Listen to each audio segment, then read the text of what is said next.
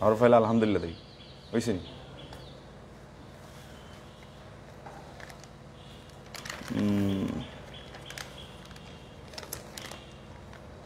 আলহামদুলিল্লাহ আজ জালালপুর বাজার কেন্দ্রীয় জামে মসজিদের দোতলা থেকে আমরা ইনশাআল্লাহ ধারাবাহিক দারুল কিরাতের সিস্টেমে ক্লাস চালু করতে যাচ্ছি।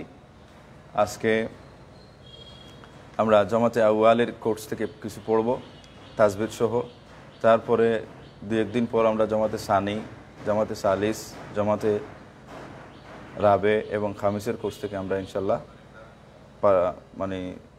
তিলাওয়াত করব। আল্লাহ আমাদের তৌফিক দান যেন করেন এবং পবিত্র রমজান মাসের সিয়াম সাধনা এবং কোরআনে পাকের তিলাওয়াতের মাধ্যমে নেক আমলের মাধ্যমে আমাদেরকে জীবন অতিবাহিত করার জন্য আল্লাহ তৌফিক দান করেন। আমরা সর্বপ্রথম জানব যে কোরআন শরীফ তিলাওয়াত করলে, কোরআন শরীফ তিলাওয়াত করার শুরুতে কিভাবে আমরা তিলাওয়াতটা শুরু করব। তো কোরআন শরীফ তিলাওয়াত করার শুরুর নিয়ম হলো চারটি। আমরা এই যে প্রাথমিক এটা তাজবিদ আছে, ওই যে প্রাথমিক তাজবিদ, এইটা আমাদের মুর্শিদুনা বড় সাহেব কিবলা আল্লামা এমাদউদ্দিন চৌধুরী সাহেব কিবলার লেখা। ওই কিতাবের মধ্যেই কোরআন শরীফ শুরু করার চারটি নিয়ম আছে। যে কোরআন শরীফ তিলাওয়াত শুরু করতে কয়টা নিয়ম, কয়টি নিয়মে কোরআন শরীফের তিলাওয়াত শুরু করা যায়, এটা হলো চারটি নিয়ম। একটার নাম হলো ফসলে কুল, আরেকটা হলো ওসলে কুল, আরেকটা হলো ওসলুল আউয়াল বিস সানি, আরেকটি হলো ওসলুল সানি বিস সালিস। এই চারটা নিয়ম কোরআন শরীফের শুরুতে। আমরা জানি যে কোরআন শরীফের প্রথমেই কোরআন শরীফ তিলাওয়াত করার প্রথমে শর্ত হলো পবিত্রতা লাভ করা, পবিত্রতা হাসিল করা, অজু করা। যদি অজু করা না হয়, পবিত্রতা হাসিল না করলে কোরআন শরীফের তিলাওয়াত, কোরআন শরীফ স্পর্শ করা জায়েজ নেই, এটা হারাম, কবিরা গুনাহ হবে অজু ছাড়া। এজন্যে অজু সহ পবিত্রতা সহ কোরআন শরীফের তিলাওয়াত করতে হয়। তো কোরআন শরীফের তিলাওয়াত যখন আমরা শুরু করব, শুরু করতে সময় প্রথমে আমরা পড়ব আউযু বিল্লাহি মিনাশ শাইতানির রাজিম। কেননা কোরআন শরীফের মধ্যে আল্লাহ বলেছেন যে ফাইজা কারাতাল কোরআনা ফাস্তাইজ বিল্লাহি মিনাশ শাইতানির রাজিম। যখন তোমরা কোরআন শরীফের তিলাওয়াত শুরু করবে, কোরআন শরীফ পড়ার ইচ্ছা করবে, তখন তোমরা প্রথমেই বলবে আউযু বিল্লাহি মিনাশ শাইতানির রাজিম। তাহলে আউযু বিল্লাহি মিনাশ শাইতানির রাজিম কেহ কেউ বলেছেন পড়াটা হচ্ছে ওয়াজিব। এখন আমরা আউযু বিল্লাহ পড়ব, তারপরে বিসমিল্লাহির রহমানির রহিম পাঠ করাটা হচ্ছে সুন্নত। আমরা বিসমিল্লাহির রহমানির রহিম পড়ে শুরু করব। এই কোরআন শরীফ শুরু করার নিয়ম হলো চারটি। আউযু বিল্লাহ বিসমিল্লাহ পড়ে চারটা নিয়মে আমরা পড়তে পারি। একটা হলো ফসলে কুল। ফসলে কুল মানে হলো যে প্রত্যেকটা আলাদা আলাদা পড়া। যেমন আউযু বিল্লাহি মিনাশ শাইতানির রাজিম পড়ে ওকফ করা, তারপরে বিসমিল্লাহির রহমানির রহিম পড়ে ওকফ করা, তারপরে সূরা শুরু করা। এই হলো একটা নিয়ম। দুই নম্বর নিয়ম হলো ওসলে কুল। ওসলে কুল মানে হলো প্রত্যেকটাকে ওসল করা, অর্থাৎ আউযু বিল্লাহি মিনাশ শাইতানির রাজিম পাঠ করে না থেমে, তারপরে বিসমিল্লাহির রহমানির রহিম পাঠ করে না থেমে সূরা পড়া, অর্থাৎ একসাথে আউযু বিল্লাহ বিসমিল্লাহ এবং সূরা পাঠ করা। এটা হলো দুইটা নিয়ম। আরটা হলো তিন নম্বর নিয়ম হলো ওয়াসলুল আউয়াল বিস সানি। তার মানে হলো আউযু বিল্লাহ এবং বিসমিল্লাহ একসাথে পড়ে ওকফ করা, তার বাদে বিসমিল্লাহির রহমানির রহিম বলে তার বাদে সূরা শুরু করা। এটা হলো তিন নম্বর নিয়ম। চার নম্বর নিয়ম হলো ওসলুল সানি বিস সালিস, যে আউযু বিল্লাহি মিনাশ শাইতানির রাজিম পড়ে থামা, ওকফ করা, এরপরে বিসমিল্লাহির রহমানির রহিমের সাথে সূরা মিলিয়ে শুরু করা। এটা হলো চারটা নিয়ম। তাহলে আমরা প্রথম নিয়মে আমরা পড়ি আজকে। পয়লা আমরা চারটা নিয়মের পদ্ধতিটা আমরা পড়ি। প্রথম নিয়মটা হলো ফসলে কুল, প্রত্যেকটা আলাদা আলাদা। তো প্রত্যেক ফসলে কুলের নিয়মে কোরআন শরীফের আমরা তিলাওয়াত শুরু করব। আউযু বিল্লাহি মিনাশ শাইতানির রাজিম।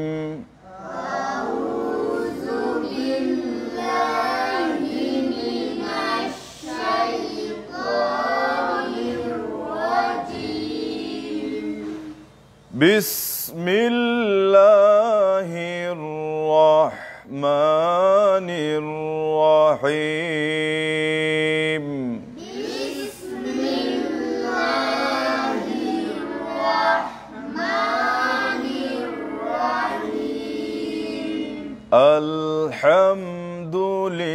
আলহামদুলিল্লাহি রাব্বিল আলামিন।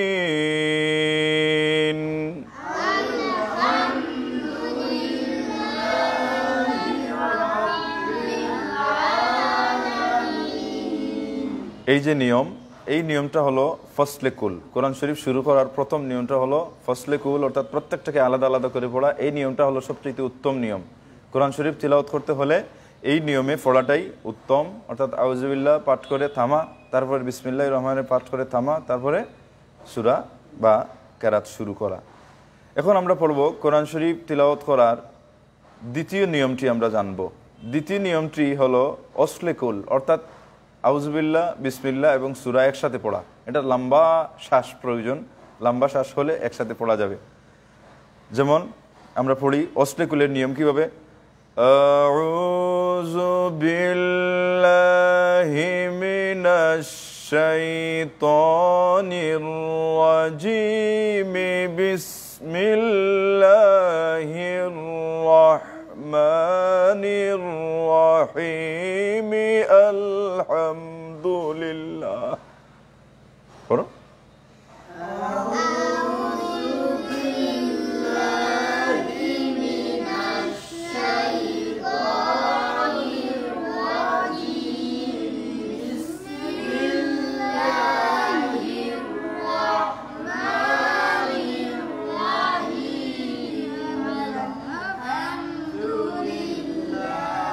এটা লম্বা শ্বাস না হলে একসাথে পড়া যাবে না। আবার হাবিচ্ছা এবার একসাথে পড়তে পারেন। যেমন বর্তমানে আমাদের যে তারাবির নামাজ আমরা পড়বো, এটা এই তারাবির নামাজে আমরা একসাথে পড়তে পারবো।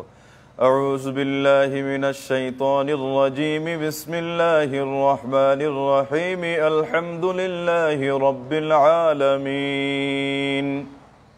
এরকম করা যাবে। তাহলে আমরা পেলাম এটা দুইটা নিয়ম। 2 নম্বর নিয়ম পেলাম অসলে কুল। এখন আমরা শিখবো 3 নম্বর নিয়ম। 3 নম্বর নিয়ম হলো ওসলুল আউয়াল বিসানি। তার মানে হলো আউযুবিল্লাহ এবং বিসমিল্লাহ একসাথে পড়া, পড়ে থামা, তারপরে সূরা শুরু করা। যেমন আউযু বিল্লাহি মিনাশ শাইতানির রাজিম, বিসমিল্লাহির রাহমানির রাহিম।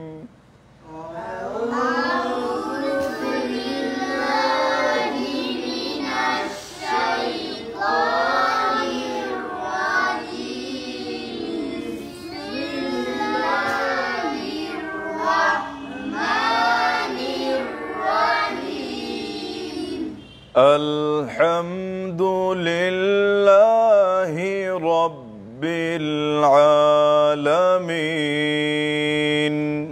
আলহামদুলিল্লাহি রাব্বিল আলামিন। এটা হলো 3 নম্বর নিয়ম, কোরআন শরীফ তিলাওয়াত শুরু করার 3 নম্বর নিয়ম। এখন আমরা জানবো কোরআন শরীফ তিলাওয়াত শুরু করার 4 নম্বর নিয়ম। 4 নম্বর নিয়ম হলো ওসলুস সানি বিস সালিস, অর্থাৎ আউযুবিল্লাহ পাঠ করে থামা, তারপরে বিসমিল্লাহির রহমানির রহিমের সাথে সূরাটা মিলিয়ে পড়া।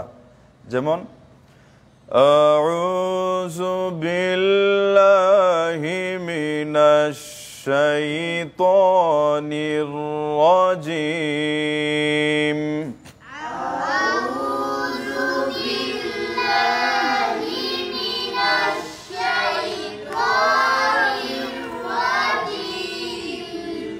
বিসমিল্লাহির রহমানির রহিম, আলহামদুলিল্লাহি রাব্বিল আলামিন।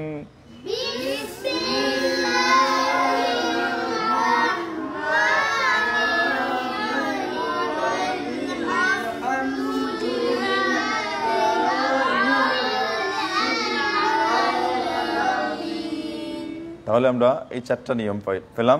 এই 4 নিয়মের মধ্যে সবচেয়ে উত্তম নিয়ম হলো ফসলে কুল, সবথেকে উত্তম নিয়ম হলো ফসলে কুল, মানে হলো আউযুবিল্লাহ পড়ে থামা, তারপরে বিসমিল্লাহির রহমানির রহিম পড়ে থামা, তারপরে সূরার পাঠ শুরু করা, এই নিয়ম।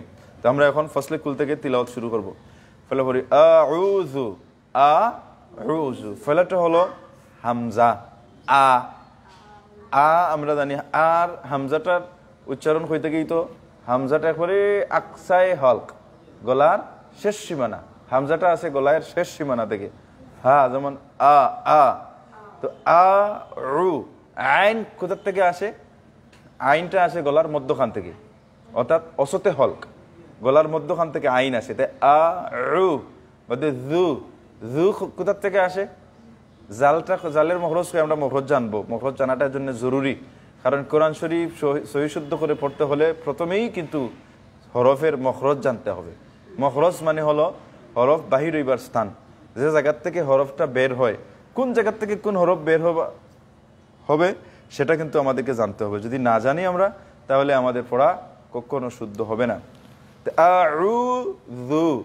জালটা হলো কোথার থেকে আসে বলে জিহ্বার অগ্রভাগ, সানাউলিয়া দাঁতেরও অগ্রভাগ, জিহ্বার অগ্রভাগ, সানাউলিয়া দাঁতেরও, সানাউলিয়া মানে হলো ওই যে উপরের মাড়ির উপরের যে দুইটা দাঁত বড় বড় সামনের, ওই দাঁতকে বলা হয় সানাউলিয়া।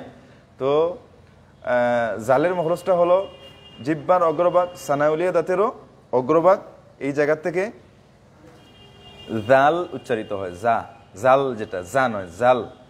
আউযু বিল্লাহ, বা কোথার থেকে উচ্চারিত হয়? বা হলো দুই ঠোঁট ফাঁক করে, তবে ভিতরের অংশটা দুই ঠোঁট মিলাইয়া, তবে ভিতরের অংশটা বেশি। আউযু বিল্লাহ। লাম, এর বাদে আসলে লামের মখরজ। লামের মখরজ কোথার থেকে আসে বলে জিহ্বার আগের অংশের কিনারা আর পরে দাঁতের মাড়ি, এখান থেকে কি বের হয়? লাম উচ্চারিত হয়, আল।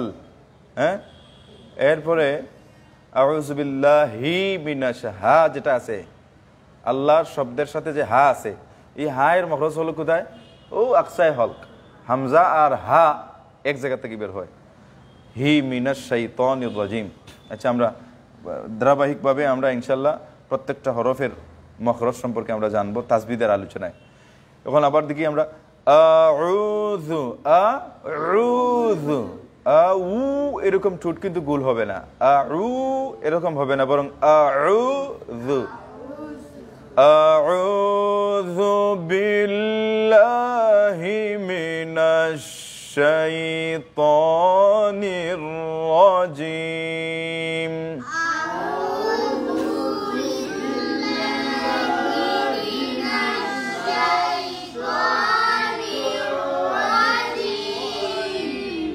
আউযু বিল্লাহি, এবার মিনাশ শাইতান, মিনাশ কেহ কেহ এনে পড়তে সময় মিনাশ শাইয়ে ত এরকম পড়ে বলে, এরকম পড়লে হবে না, শাইয়ে বললে হবে না, কারণ শাইত সিনিয়া যাবর শাই, বাদে শাইতানির রাজিম বললেও হবে না। কেউ যদি কয় শাইতানির রাজিম, তাহলে এটা তা হয়ে যাব। যদি তা হয়ে যায় তাহলে এটা কি হয়ে যাবে? ভুল হবে, অর্থটা পাল্টে যাবে। এই জন্য এটা ত, শাইত, শাইত, শাইতানির রাজিম,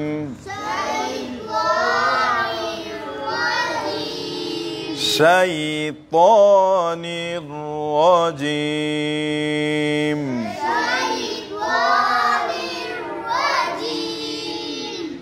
আউযু বিল্লাহি মিনাশ শাইতানির রাজিম,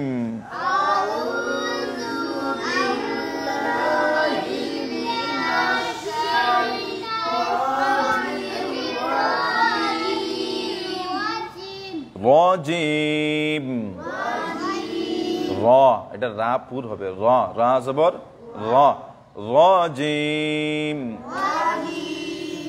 এর বাদে বিসমিল্লাহির রহমানির রহিম,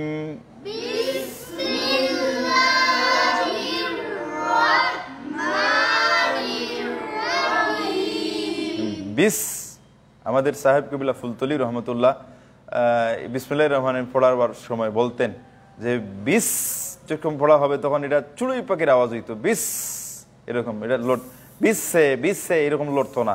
এরকম যদি লড়ে ফেলে তাহলে এটা সিনটা তো কলকলার হরফ নয়, সেজন্য এটা নড়বে না, শুধু হবে বিস বিসমিল্লাহ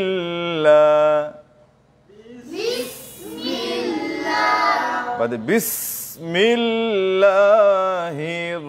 রাহমানির রাহিম।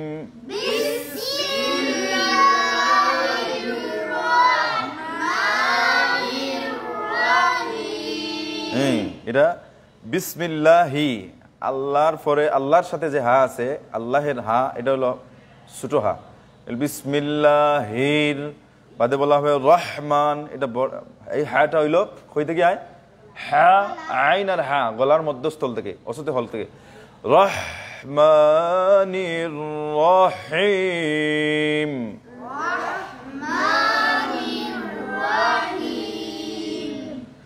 বিসমিল্লাহির রহমানির রহিম।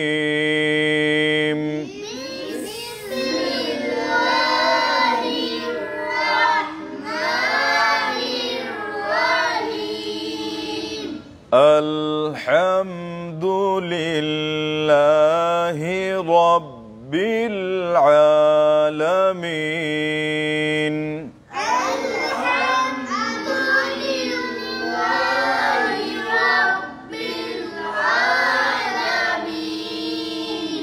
এখন কেহ যদি বলে এটা আলহামদু, তাহলে অর্থটা পাল্টে যাবে, এজন্য বলতে হবে কিরকম, আলহামদু, এটা বড় হা নাকি, গলার মধ্যস্থল থেকে হাটা আসে, আলহামদুলিল্লাহি রাব্বিল আলামিন।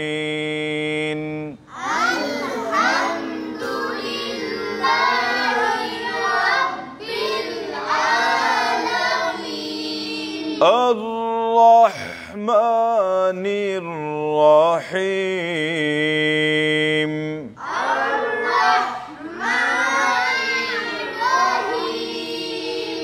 মালিকি ইয়াউমিদ্দিন।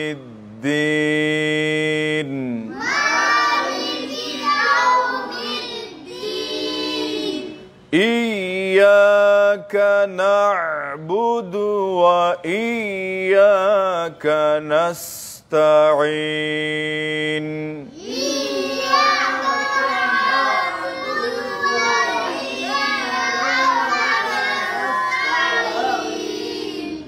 ইহদিনাস সিরাতাল মুস্তাকিম।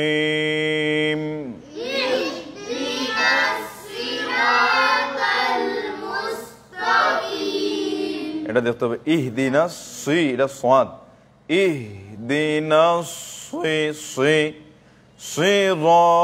সিরাতাল, এটা তা, সিরাতাল মুস্তাকিম।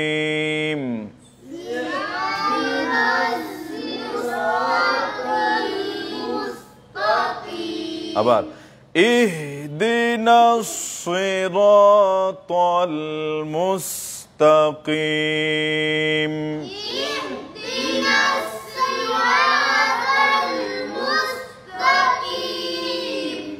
সিরাতাল লাযিনা আন'আমতা আলাইহিম।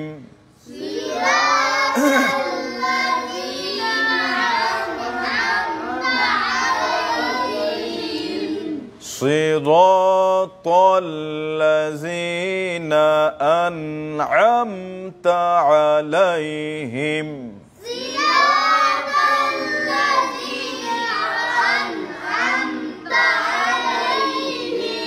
অনেক মানুষ এই আয়াত পড়তে সময় বলে সিরাতাল লাযিনা, সিরাতাল লাযিনা না, সিরা শব্দটা হলো সাজ্জের সি, সিরাতাল লাযিনা, তা লাম জবর তাল, এটা সিরাতাল লাযিনা।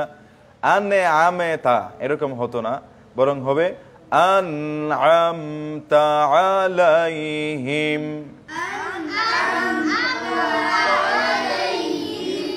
غير المغضوب عليهم ولا الضالين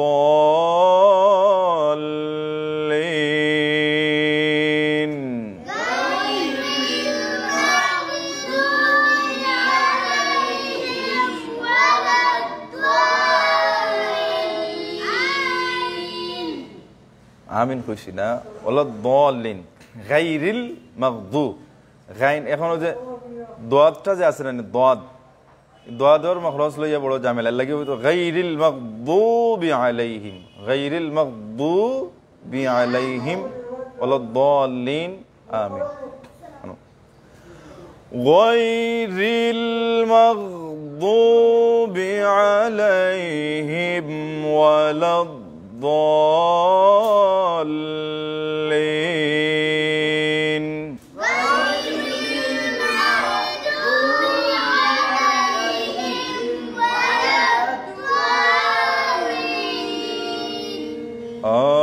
আমিন আলহামদুলিল্লাহ শরীফ পড়ার পরে আমিন বলতা কারণ আলহামদুলিল্লাহ পড়ার পরে ফেরেশতারাও বলেন আমিন এজন্য আমরাও যদি আমিন বলি আর ফেরেশতারাও যদি আমিন বলেন উভয়ের আমিন যদি আমরা একসাথে মিলে যায় তাহলে যারা তিলাওয়াত করবে তাদেরকে আল্লাহ মাফ করে দিবেন সুবহানাল্লাহ। আমরা এখন সূরা বাকারার শুরু থেকে আমরা তিলাওয়াত শুরু করব ইনশাআল্লাহ আলিফ লাম থেকে বিসমিল্লাহির রহমানির রহিম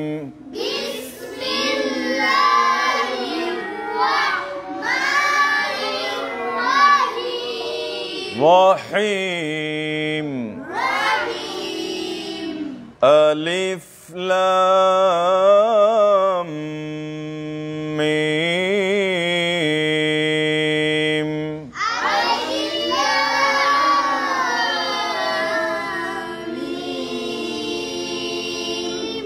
ওই যে আলিফ লাম মিম এই আলিফে কোনো মদ হবে না অর্থাৎ মদ মানে হলো দীর্ঘ করে পড়া মদ শব্দের অর্থ দীর্ঘ করে পড়া লম্বা করে পড়া তো এখানে আলিফে কোনো মদ নাই সুতরাং আলিফ পরে লাম লামের মধ্যে মদ আছে লামের মধ্যে কি আছে মদ লামের মধ্যে মদ কত আলিফ সেটা 3 আলিফ লম্বা করে পড়া লাম আমরা তাসবিদ যখন আলোচনা করব তাসবিদের আলোচনায় আমরা পাবো ইনশাআল্লাহ তো লাম এটা কত আলিফ লম্বা হবে 3 আলিফ পর্যন্ত লম্বা হবে বাদে লাম বাদে এখানে ইদগাম হবে যেহেতু মিম সাকিনের পরে যদি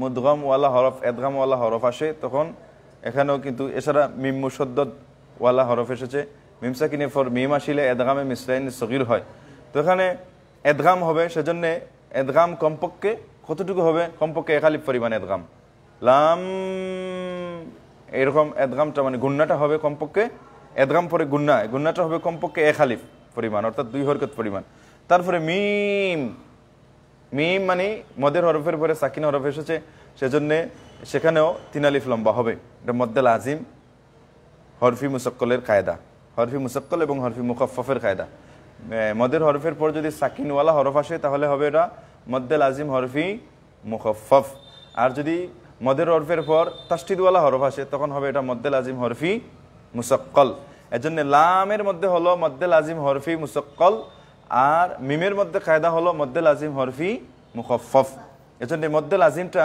3 আলিফ পরিমাণ লম্বা হয় তো আলিফের মধ্যে কোনো মদ নাই সেজন্য তাহলে আমরা কিভাবে পড়বো এইভাবে কোরআন শরীফের মধ্যে যত জায়গায় আলিফ লাম আছে একইভাবে পড়া সুতরাং আমরা যদি একটা শিখে নেই তাহলে কোরআন শরীফের যত জায়গায় আলিফ লাম মিম আসবে আমরা সব জায়গায় একইভাবে আমরা পড়ব তাহলে আমি কিভাবে পড়ি খেয়াল করবা আলিফ লাম মিম আলিফ লাম মিম এইভাবে কোরআন শরীফের যত জায়গায় আসবে এইভাবে আমরা আলিফ লাম মিম পড়ব ঠিক আছে আলিফ লাম মিম আলিফ লাম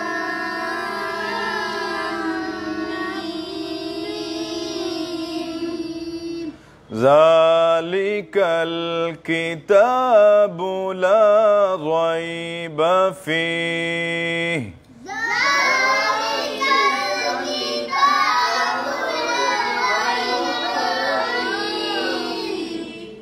লা রাইবা ফীহি ওই যে হার নিচে জের আছে না, কিন্তু আমরা ফি কইয়া থামলাম, তাহলে বোঝা গেল হাকে আমরা সাকিন করে ফেললাম নাকি। তো হাকে সাকিন কেন করেছি বলে অকফের সময়ে শেষের অক্ষর কি হয়, সাকিন হয়। শুধুমাত্র তনবিন যদি দুই জবরওয়ালা তনবিন, তনবিন যে দুই জবরওয়ালা শেষের হরফটা যদি দুই জবরওয়ালা থাকে, যে হরফের মধ্যে আমরা থামবো, তাহলে সেটা শুধুমাত্র এক আলিফ লম্বা হয়ে এক আলিফ লম্বা করে থামা লাগবে। অন্যথায় যদি তসদিদ থাকে, জবর থাকে, জের থাকে, পেশ থাকে, তাহলে অকফের সময় শেষের অক্ষরটা কি হয়ে যাবে, সাকিন হয়ে যাবে। এজন্য আমরা সাকিন করেছি। যালিকাল কিতাবু লা রাইবা ফীহি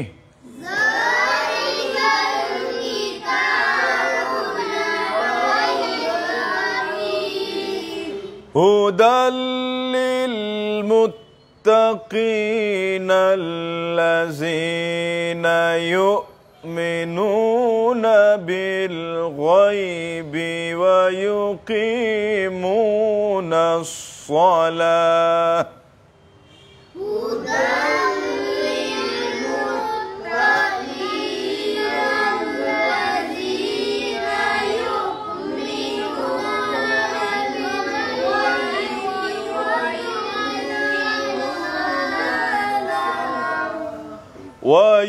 ويقيمون الصلاة ومما رزقناهم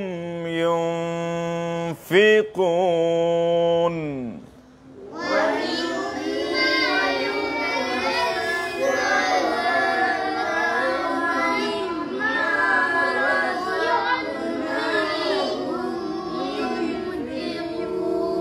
ও যে রাযাকনা, এটা কাফ সাকিন, কাফটা হলো কলকলার হরফ, এজন্য কাফ কলকলার হরফ হইল 5টা। কলকলার হরফ কয়টা? কি কি? কাফ, ত, বা, জিম, দাল, এই 5টি হরফ। এই 5টি হরফ যখন শব্দের শেষে হবে এবং অকফের অবস্থায় হবে, তখন সেটা হবে কলকলায়ে কুবরা, বড় করে কলকলা হবে। কলকলা মানে হলো ধাক্কা দেয়া, নাড়া দেওয়া। আর যখন এই কলকলার হরফগুলো শব্দের মধ্যখানে আসবে আর সাকিন অবস্থায় হবে, তখন সেটা হবে কলকলায় সুগরা, মানে হালকা করে একটু নাড়া দেয়া হবে। আর যদি কলকলার হরফ যদি হরকত অবস্থায় আসে, তাহলে আর সেখানে কলকলার প্রয়োজন নাই, শুধুমাত্র পুর করে আমরা যে কায়দা আছে সে কায়দা অনুযায়ী পুর করে আমরা পড়ব। তো আমরা এখানে রাযাকনা, কাফটা সাকিন অবস্থায় এসেছে, এজন্য আমরা হালকা করে একটু কলকলা করব। রাযাকনাহুম, রাযাকনাহুম। এরপরে আমরা পড়ছি ইউনফিকুন। ইউনফিকুন কিতা বলে নুন সাকিন, নুনের মধ্যে কি আছে? নুনের উপরে জজম আছে বা সাকিন আছে। নুন সাকিনের পরের হরফটা কি এসেছে? ফা। ফাটা কিসের হরফ? ইখফার হরফ। আমরা এগুলো যদি তাজবিদ না জানি তাহলে কিন্তু আমরা কোরআন শরীফ শুদ্ধ হবে না, এজন্য আমরা তাজবিদ জানতে হবে। তো আমরা পড়বো ইনশাআল্লাহ।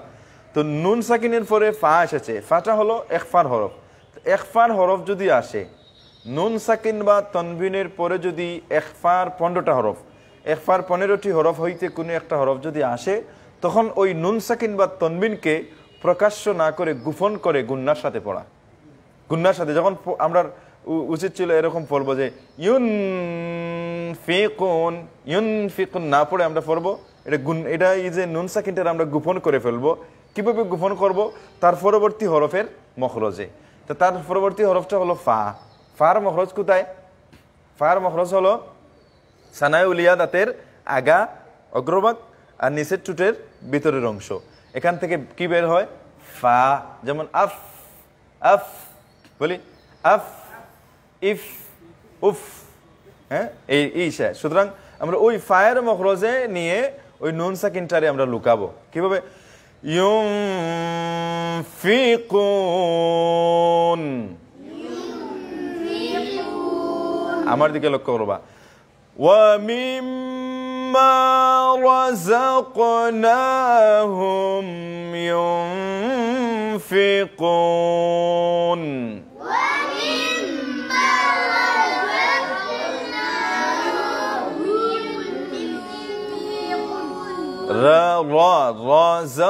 رَزَقْنَاهُمْ يُنْفِقُونَ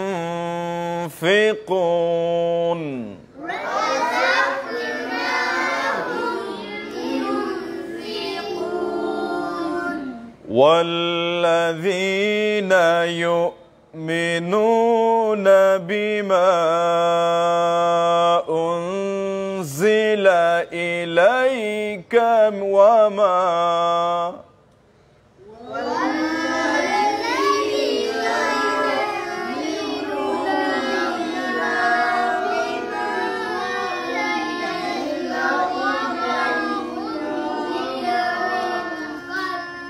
ওয়ামা কয়ে তামসি এজন্য যে একসাথে তোমরা পারবে না এজন্য ওয়াল্লাযিনা ইউমিনুনা বিমা ওই যে মায়ের উপরে এরকম একটা তেড়া একটা টান আছে না এটার নাম হলো মদ্দে মুনফাসিলের চিহ্ন এটা মদ্দে মুনফাসিল কাকে বলে বলে মদের হরফের পর যদি হামজা একই শব্দে না আসিয়া অন্য শব্দের শুরুতে আসে তখন সেটার নাম হলো মদ্দে মুনফাসিল মধ্যে মুনফাসিল কতটুকু লম্বা হবে আড়াই আলিফ মানে 5 হরকত পরিমাণ লম্বা হবে আড়াই আলিফ এর জন্য বিমা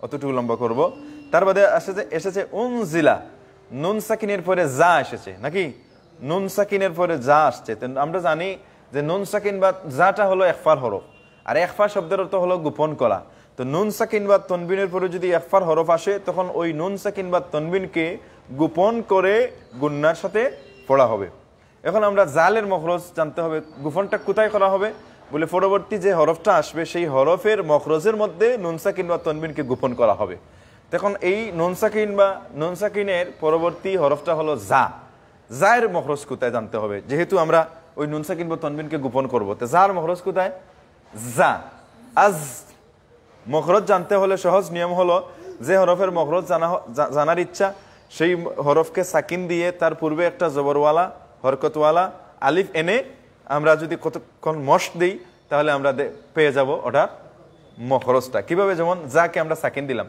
আজ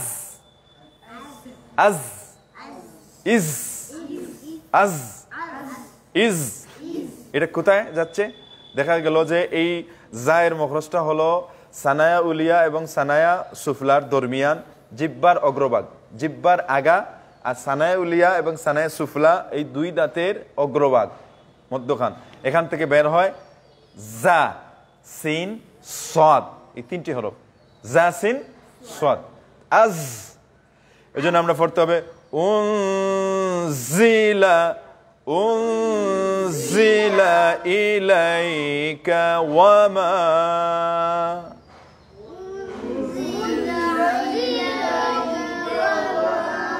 আবার আমরা ওই মধ্যে মুত্তাসিল লম্বা করি বিমা উনজিলা ইলাইকা ওয়ামা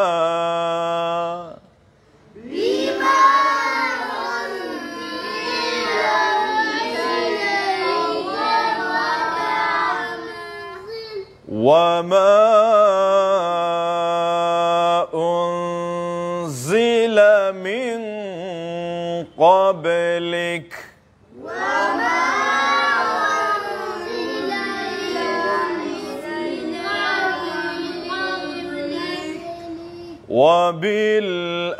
وبالآخرة هم يوقنون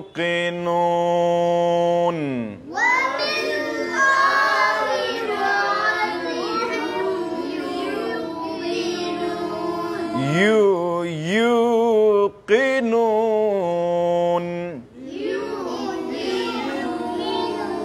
ওই যে ইয়ার মখরজ কই ইয়ার মখরজ হলো জিহ্বার মধ্যস্থল সোজা উপরের তালু ওই জায়গা থেকে তিনটা হরফ বাহির হয় জিম শিন ইয়া এজন্য ইউ وبالآخرة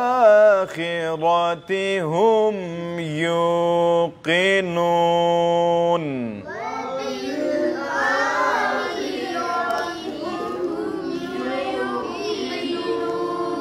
أولئك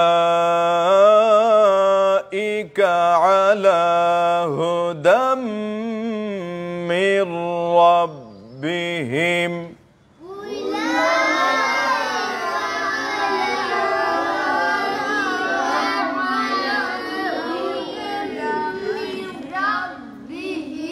দেখো আগে আমরা যে পড়েছি ওই যে বিমা মায়ের উপরে একটা চিহ্ন ছিল, মদের চিহ্ন, একটু বাঁকা নাকি পাকা ছিল। আর এখন আমরা যে পড়লাম উলাইকা, এই লামের উপরে একটা চিহ্ন আছে, এটা মদের চিহ্ন, সেটা কি সুজা, ঠিক কিনা? এই চিহ্নটা হলো মধ্যে মুত্তসিলের চিহ্ন। মধ্যে মুত্তসিল কাহাকে বলে? মধ্যে মুত্তসিল হলো যে মদের হরফের পর যদি হামজা একই শব্দের মধ্যে আসে, মদের হরফের পর যদি হামজা একই শব্দের মধ্যে আসে, তখন ওই কায়দাকে কি বলা হয়? মধ্যে মুত্তসিল। তো মধ্যে মুত্তসিল কতটুকু লম্বা হবে? এটা 3 আলিফ লম্বা হবে। মধ্যে মুত্তসিলটা 3 আলিফ লম্বা, আর মধ্যে মুনফাসিলটা 2.5 আলিফ লম্বা হবে। এই জন্যে উলা মদের চিহ্ন, খাড়া জবর খাড়া জের উল্টা পেশে মদ হয়, এটা মদের চিহ্ন এসেছে। উলাইকা আলা হুদাম মির রাব্বিহিম।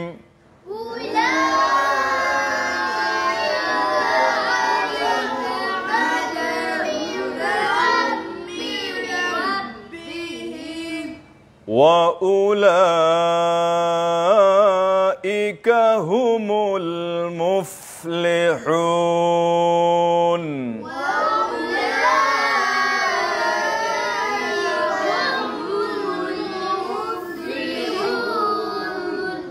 إن الذين كفروا سواء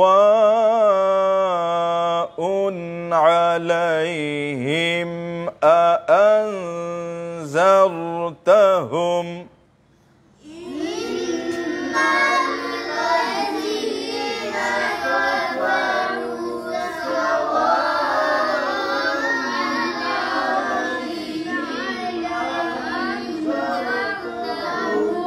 দেখো ইন্না, ইন্না আলিফ নুনজের ইন নুন জবর না ইন্না। এই যে ইন্না নুনের উপরে যখন তশদিদ হবে, মিমের উপরে যখন তশদিদ হবে, তখন ওইগুলা গুন্না হবে, ওয়াজিব গুন্না। এগুলা গুন্নাটা হলো ওয়াজিব গুন্না। কতক্ষণ সময়? 1 আলিফ পরিমাণ গুন্না করা। ইন্না গুন্না করা, কাইসুমো বাজানো। ইন্নাল্লাযীনা কাফারু সাওয়াউন আলাইহিম আআনযারতাহুম।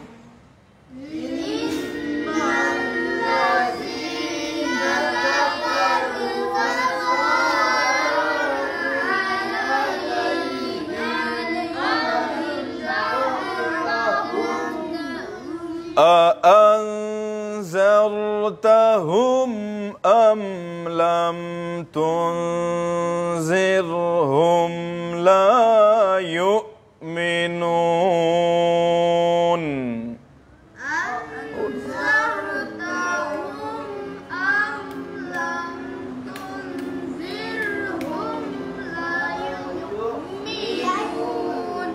খেয়াল করি أأنذرتهم أم لم تنذرهم لا يؤمنون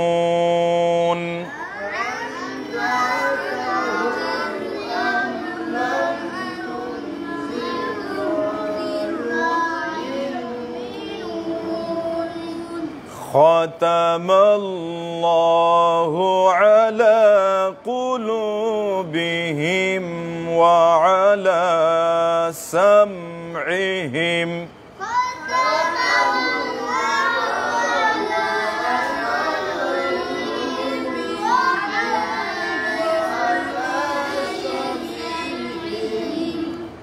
وعلى أبصارهم أبصارهم غشاوة ولهم عذاب عظيم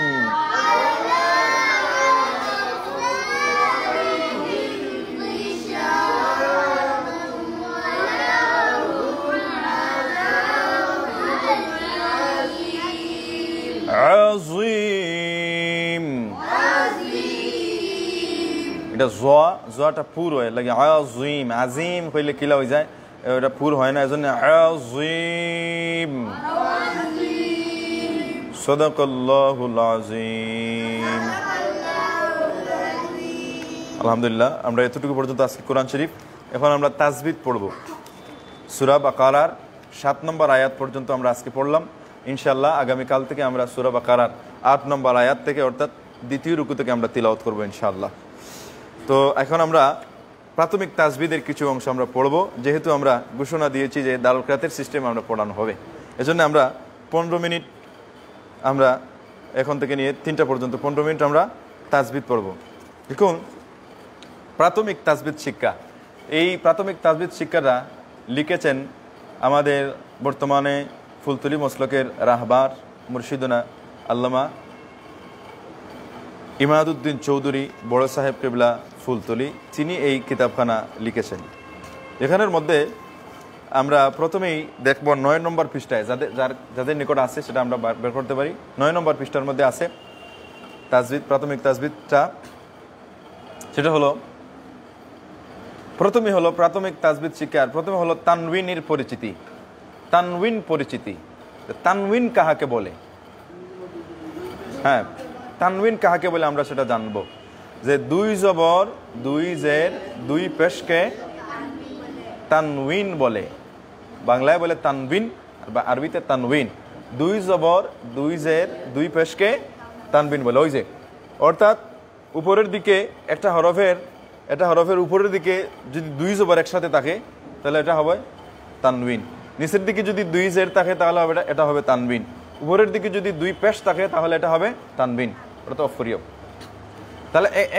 তাহলে হবে দুই জবর দুই জের দুই পেশকে বলা হয় তানউইন তাহলে আমরা পেলাম তানউইন কাহাকে বলে আর এক জবর এক জের এক পেশকে বলা হয় হরকত এক জবর এক জের এক পেশকে বলা হয় হরকত যেমন এটার উচ্চারণটা কিভাবে হবে যেমন আমরা যদি আলিফ জবর আ বা জবর বা বা জবর বা তা জবর তা এক জবর এখন যদি আমরা এক জের পড়ি তাহলে আলিফ জের ই বা জের বি তা জের তি এইভাবে উচ্চারণটা হবে ঠিক সেইভাবে আমরা এখন যদি আমরা তানবিন সহ উচ্চারণ করি তাহলে কিভাবে হবে আলিফ দুই জবর আন আলিফ দুই জবর আন বা দুই জবর বান বা দুই জবর বান তা দুই জবর তান সা দুই জবর সান জিম দুই জবর জান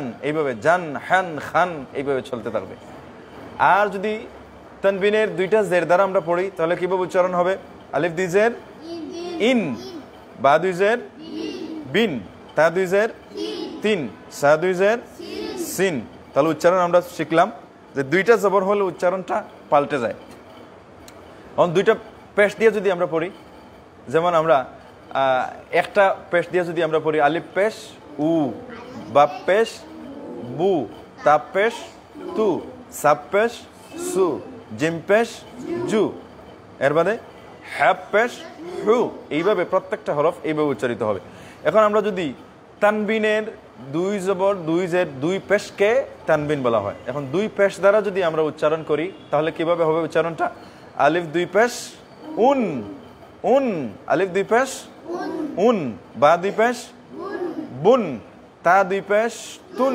সা দুই পেশ সুন জিম দুই পেশ জুন এইভাবে উচ্চারণটা হবে তাহলে আমরা পেলাম এখন যদি একটা হরফের মধ্যে যদি তিনটা হরকত থাকে আলিফ জবর আ আলিফ জের ই আলিফ পেশ উ তাহলে কিভাবে হলো আ ই উ বা জবর বা বা জের বি বা পেশ বু তাহলে কিভাবে উচ্চারণটা হলো বা বি বু তা জবর তা তাজের তি, তা পেশ তু, উচ্চারণটা কি?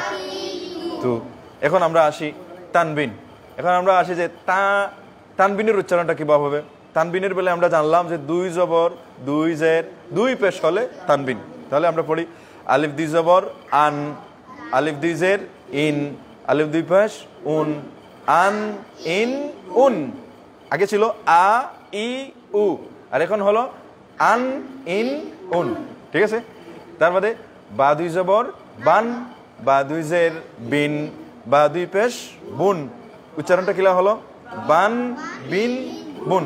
আবার বা আমরা ছোটবেলায় এইভাবে পড়তাম বা 2 জবর বান, বা 2 জের বিন, বা 2 পেশ বুন, বান বিন বুন। এইভাবে আমরা পড়তাম, ঠিক কিনা? খুব মজা লাগতো, তাই না? আমরা একবার পড়ে যাই বা 2 জবর বান, বা 2 পেশ বুন, বান বিন বুন। এইভাবে তাহলে উচ্চারণটা আমরা ভিন্ন পেলাম। অর্থাৎ 1 জবর হলে উচ্চারণের নিয়ম একরকম, 2টা জবর হলে, 2টা জের হলে, 2টা পেশ হলে উচ্চারণের নিয়মটা আরেক রকম। তাহলে হরকত আর তানবিন এই 2টা আলাদা জিনিস এবং উচ্চারণটাও আলাদা। আরেকটা জিনিস হলো যে নুন সাকিন। নুন সাকিন কাহাকে বলা হয়? যে জজমওয়ালা নুনকে নুন সাকিন বলে। জজমওয়ালা নুনকে নুন সাকিন বলে। এখন যদি জজমটা কিভাবে, আমরা এখানে বোর্ড নেই, যদি বোর্ড থাকতো তাহলে আমরা শিক্ষা দিতাম, বোর্ড দেখাই। হ্যাঁ, বোর্ড হলে সুন্দর হইতো। এটা তো চক দিনানি না, চকেরটা হলে দুলাবালি উপরে পড়বো। বোর্ড হলো কি, যেমন জজমওয়ালা নুনকে নুন সাকিন বলা হয়। এখন যদি এই জজমটা যদি মিমের উপরে থাকে তাহলে কি হবে? মিম সাকিন। আর উপরে থাকলে রা সাকিন, বার উপরে থাকলে বা সাকিন। অর্থাৎ বার উপরে এটা সাকিন, যেটা আমরা ওই যে এখানে চিহ্ন দেওয়া নাই, যেমন আমরা পড়ছি ওই যে নিচের দেখো একটা উদাহরণ আছে। এই যে মান আমানার মাঝে গুল দিলেছি, এলে গুল নাই, আমরা কোরআন শরীফের মধ্যে বাইর করো। কোরআন শরীফের মধ্যে ফয়লা আছে আমরা আলহামদু, আলিফের পরে লামের উপরে এটা আছে না জজম, ওটার নাম হলো জজম। ওই যে আলিফের পরে লামের উপরে ওরকম এটা আছে না চিহ্ন দেওয়া, লামের উপরে যে চিহ্নটা, এই চিহ্নটার নাম হলো জজম। এই লামের উপরের চিহ্নটার নাম কি? আলহামদুলিল্লাহ। ওই যে আলিফের উপরে জবর আর লামের উপরের চিহ্নটার নাম হলো জজম। এই জজমটা লামের উপরে তাহলে এটা লাম সাকিন, মিমের উপরে তাহলে মিম সাকিন, নুনের উপরে তাহলে মিম সাকিন। অর্থাৎ যে হরফের উপরে এই চিহ্নটা থাকবে উনি উচ্চারণ হওয়ার জন্য তার কোনো ক্ষমতা নেই। তাকে উচ্চারণ করতে হইলে সামনের একটা হরফের প্রয়োজন লাগবে, হরকতওয়ালা।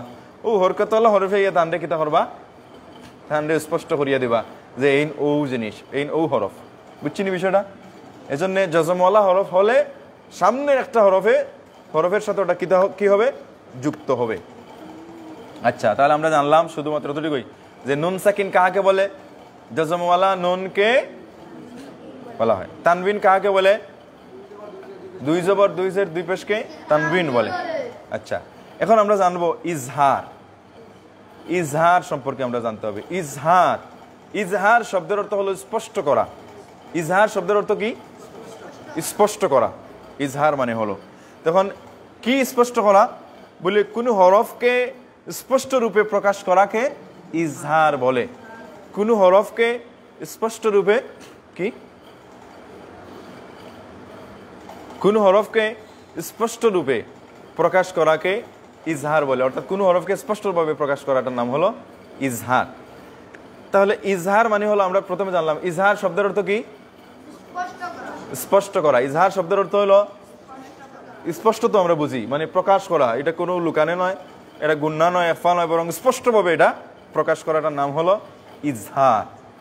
এখন আমরা জানতে হবে যে কোনো হরফকে স্পষ্ট রূপে প্রকাশ করাকে ইজহার বলে। আবার বলি আমরা, কোনো হরফকে কি হয়েছে? কোনো হরফকে স্পষ্ট রূপে প্রকাশ করাকে কি বলে? ইজহার বলে। এখন আমরা জানতে হবে যে কোন কোন হরফকে স্পষ্ট করে পড়া প্রয়োজন।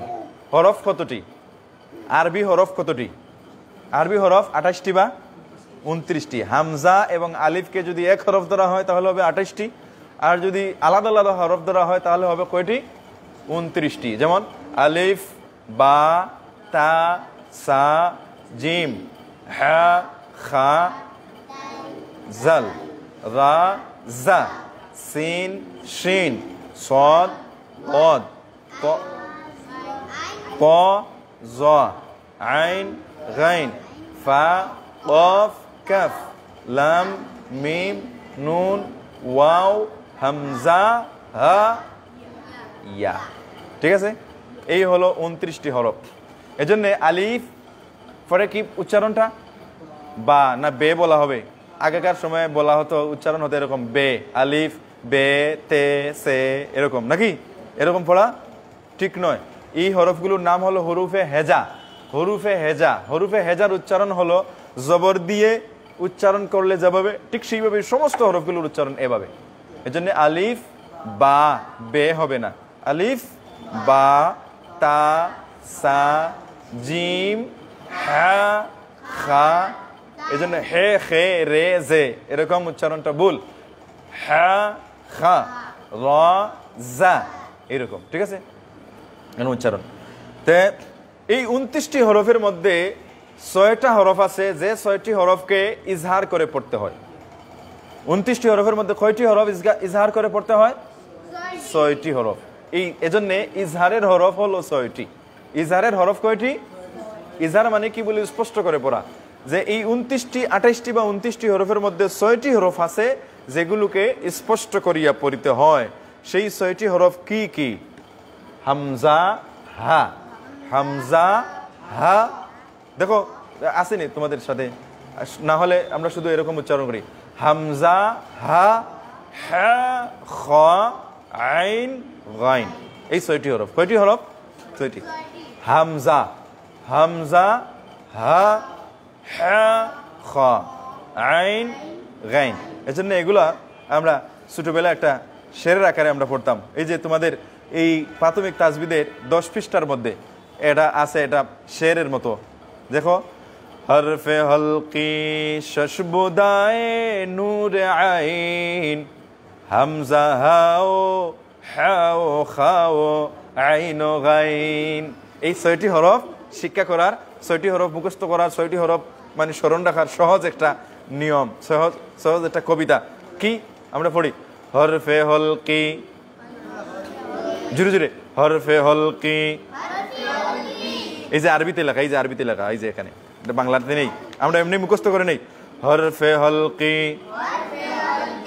শশবুদায়ে নূর আইন হামজা হাও হাও খাও আইন গাইন। তাহলে আমরা পেলাম হামজা হা হা খা আইন গাইন। ইজহারের হরফ কয়টি? 6টি। কি কি? হামজা হা হা খা আইন গাইন। আবার হামজা হা হা খা আইন গাইন। আর আমরা যদি ওইরকম পড়ি, হরফে হলকি শশবুদায়ে নূর আইন হামজা হাও হাও খাও আইন গাইন। আলহামদুলিল্লাহ, এতটুকু পর্যন্ত আজকে আমাদের পড়া, যে আমরা কিছু তিলাওয়াত জানলাম তাজবিদ সহ, এবং আমরা জানলাম আজকে তানবিনের পরিচিতি, নুন সাকিনের পরিচিতি, এবং ইজহার শব্দের অর্থ কি, ইজহারের হরফ কয়টি। ঠিক আছে, এরকম তাজবিদ যাদের নাই, একটা তাজবিদ কিনে নিবে, মিলেনিয়াম লাইব্রেরিতে আছে, ইনশাল্লাহ কিনে নিলে আমরা আগামীকালতে আমরা একফাত থেকে ইনশাল্লাহ পড়বো। আজকে আমাদের এখানেই শেষ। ওয়া আখিরু দাওয়ানা আলহামদুলিল্লাহি রাব্বিল আলামিন।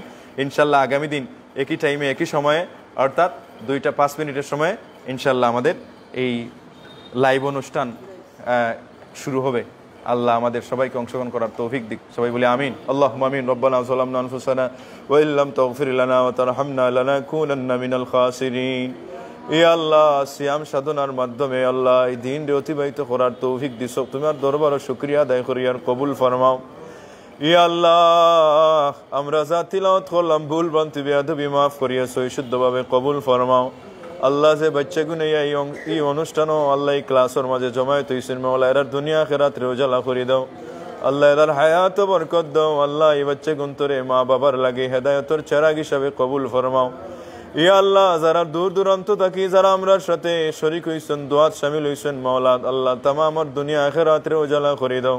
তামামর মাকাসিদে হাসানা গুলোরে কবুল ফরমাও। ইয়া আল্লাহ, দুনিয়া আখিরাতে উজালা করে দাও। যতদিন আমরা রে হায়াতে রাখো, কোরআন শরীফের খেদমত করার তৌফিক দিও। ইয়া আল্লাহ আহলে বাংলাদেশের প্রতি দয়ার নজর ফরমাও, বিশ্বের তামাম বেমারি অকলর প্রতি তুমি দয়ার নজর ফরমাও। করোনা ভাইরাসে যত মানুষ আক্রান্ত আল্লাহ তোমার কুদরতি দাওয়া দিয়া শিফা আজিলা কামিলা নসিব ফরমাও। ও ফামিদু আমরি ইলাল্লাহ ইন্নাল্লাহা বাসীরুম বিল ইবাদ ওয়া সালামুন আলাল মুরসালিন ওয়াল হামদুলিল্লাহি রাব্বিল আলামিন। আমিন আমিন।